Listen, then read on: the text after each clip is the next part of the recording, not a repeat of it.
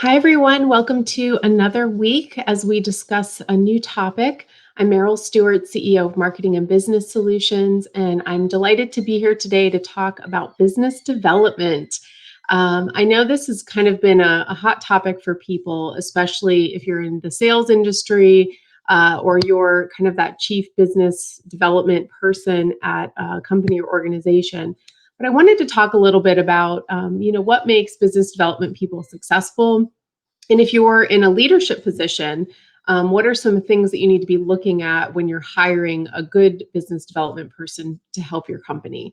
So let's get into this. The first thing that is great about business development people is that they are typically relationship driven in their mindset. They're not so much your transactional folks, and not that there's anything wrong with that from a sales standpoint, but business development professionals are typically more aligned with how do I build and keep relationships going.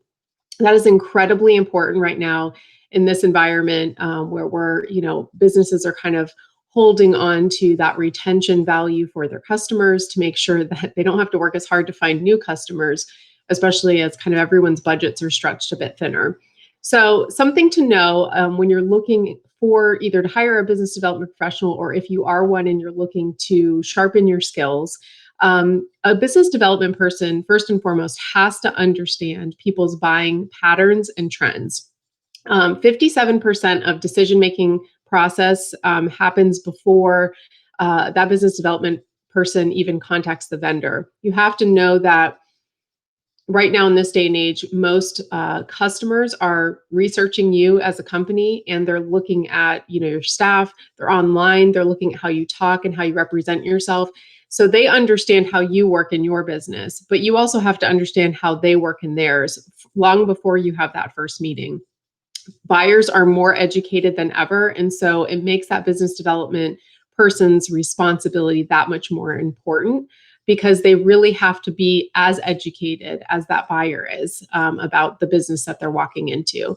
So business development professionals should be well versed in strategies to help them build trust. That's obviously a really important piece of relationship building with the buyer, and to be able to move that person through the sales cycle. I mean, the goal is to generate money, right? To increase the profits for a business. So that business development professional really has to be a trust builder, and someone that's going to kind of lay the groundwork for the customer to be able to buy into the product or service that they're selling, and to build them through that the actual sales cycle to the point where they've can close the sale. The second thing you want to look for in a business development professional, and if you are one, sharpen your skills here, is that they have to believe in inbound marketing. A lot of times, organizations in the past have relied on cold calling, looking at emails, referrals. They have kind of those traditional sources of how they might gain a customer. But now, business development professionals really need to be valuing content and social media marketing, and what it is that the brand or the company that they're representing looks like out there on the internet. And so those generate, if a company and a business development professional are tied into those inbound marketing techniques, those can generate leads that are really vital for the organization. And you're pushing people into potentially purchase of a service or an item, versus you having to cold call them or go find them somewhere physically. So it's really generating content, things that will capture people's attention, things that relate to your values as a company, that help you tell your story, that engage people in wanting to know more about what you do and what products or services that you sell, because they have a problem that they need solved and you're the potential solution. So a great business development person should believe in inbound marketing and understand that has to be part of their process. It also has to be something they're looking at in their toolkit when they're going out to reach out to potential clients. The third thing is, as a business development professional, it's really important to ask a lot of questions. Actually, listening intently and asking a lot of questions.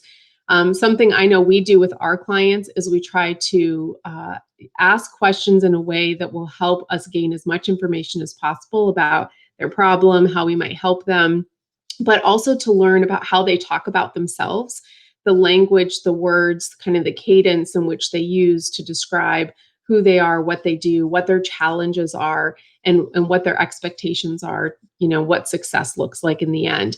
If I interject every time I ask a question and start to solve their problem, I hear more of myself talking than them telling me what it is. So it's a great business development professional really is successful at listening, asking great questions to derive information that will help you establish trust essentially with that person from a relationship standpoint, but also help them understand that you really are there to help them solve a problem, or to gain perspective on something that they need help with through a service or product that you have.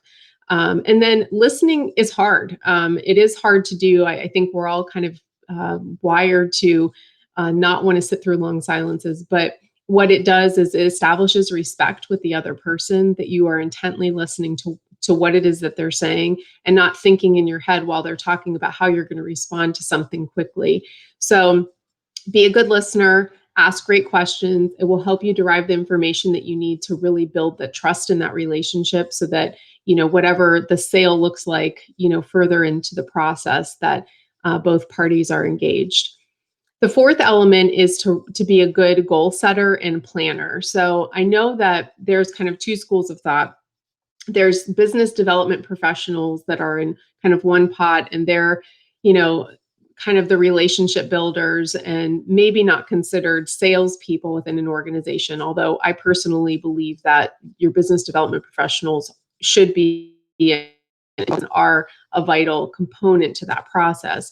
And then you also have sales reps, who are typically kind of more hungry and aggressive at closing a sale, more transactionally kind of focused. Although I've known some amazing sales reps in my life, and they have all been very much relationship focused. So, there's different skill sets there. Trying to hire someone who's a very aggressive kind of hunter mindset sales rep, and someone who, takes their time in building relationships and is really looking at not just what is the company selling or trying to sell, but also, what is it from a solutions based perspective.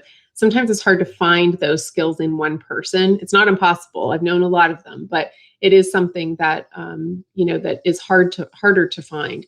So understanding that, in any relationship building process, any trust building process, that setting goals and having action plans that you can actually deliver are really important. A good business development person can help set those goals for themselves and their clients, but also set up an action plan so that there are some measurable ways that you can keep each other on track, and to make sure that you're doing what you said you were going to do, and that your client, feels good about what that is. It's also important if your business development professional is part of a team, where there's multiple people that are engaged in those roles and responsibilities, and to make sure that they each know what their goals are individually and as part of your company, so that they can achieve those. Setting out kind of that action plan of priorities and keeping people on track is really important. And especially right now, there's a lot of things that distract us and take us off track in running our businesses, but also in working with developing new business, that having that timeline and priority list is really important. It kind of keeps people focused, helps them get some of those like easy wins, so that keeps people motivated to keep moving forward. A lot of times business development professionals, and I know many salespeople would probably say this too, they don't always feel like they have the support that they need. That they may have really great leadership who are well intentioned, but that they feel like they need, either a toolkit or materials or language or, kind of goals in order to move forward with something, to feel like they can be successful.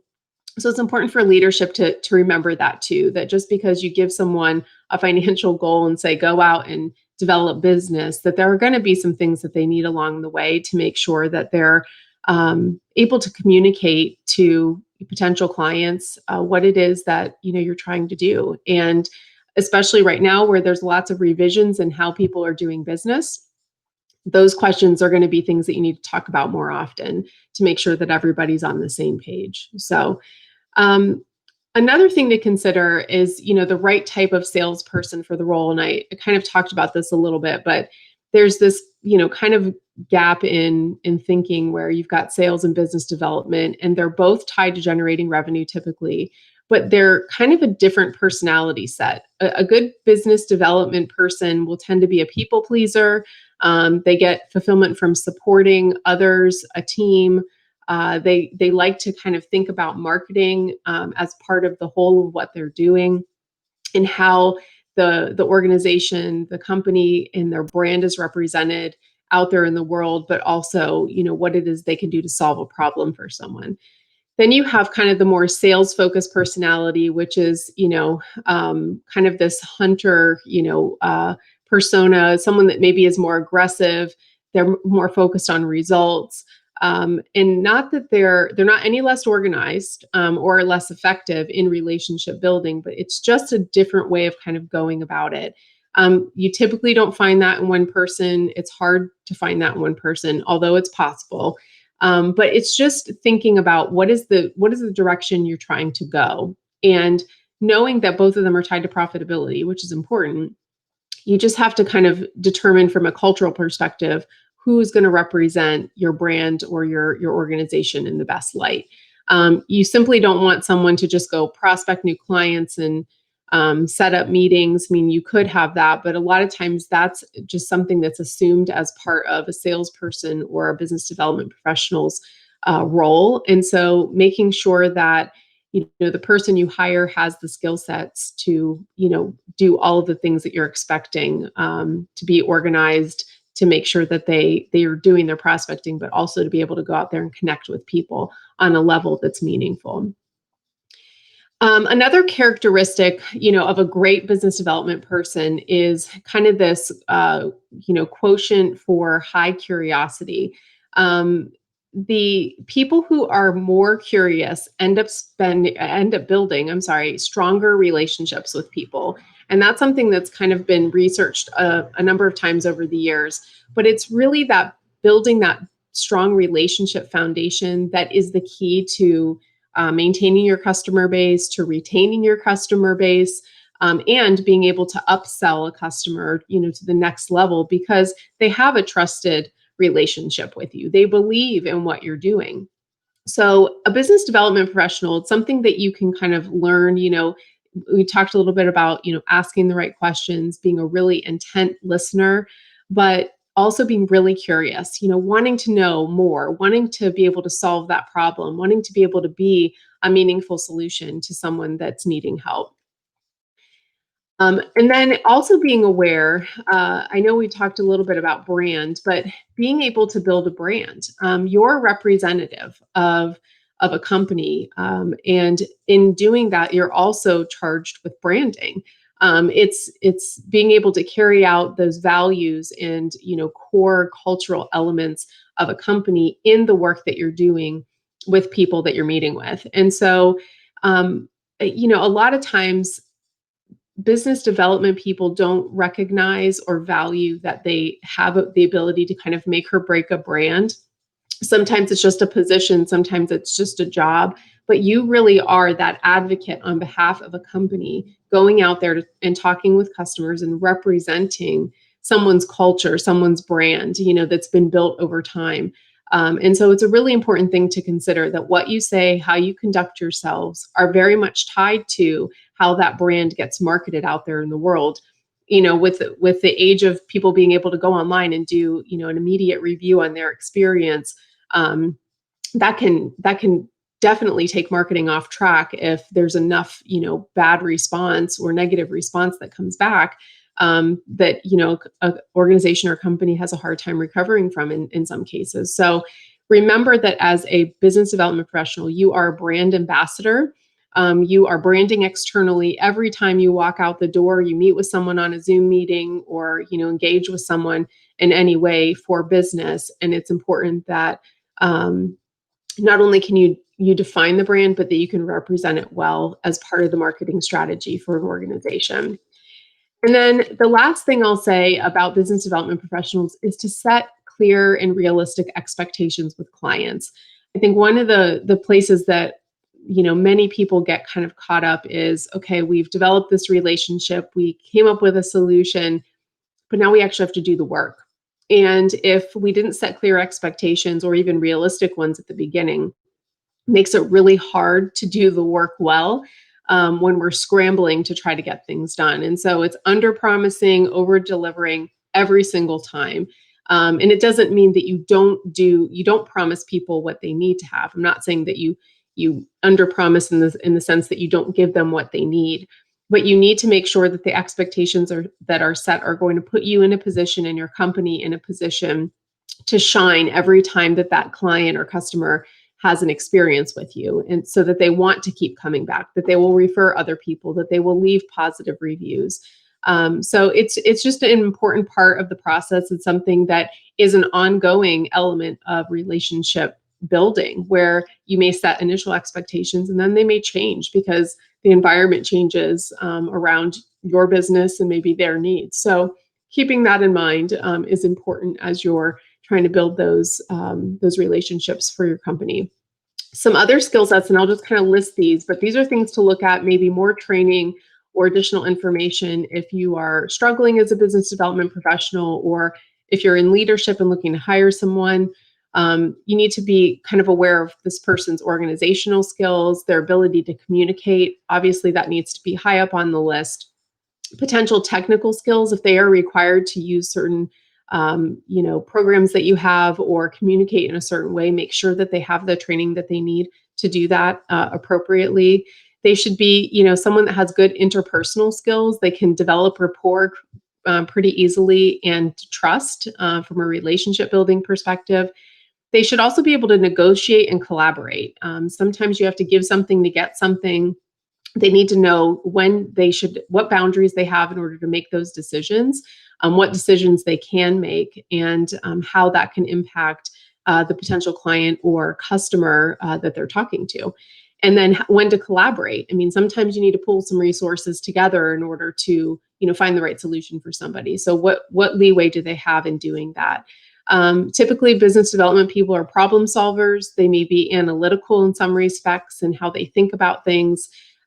Going back to the inbound marketing, they may be good at creating some content or putting together proposals that tie in your marketing content and information. So looking at their writing skills, making sure they're self-motivated so that they're not always waiting for you to tell them what to do next, that they have a good direction, and part of that setting expectations, but they have a good direction on where they need to go and when they need to get things done by, so that they can do that on their own, and that they have flexibility and adaptability. Things are changing rapidly, and what we're doing this week or next week may not be what we're doing in a month. And so for someone to be able to handle change in a way that is a pleasant experience, not just for the customer and the client, but also within your business and your team, so that there's the least amount of disruption possible as they're working through things.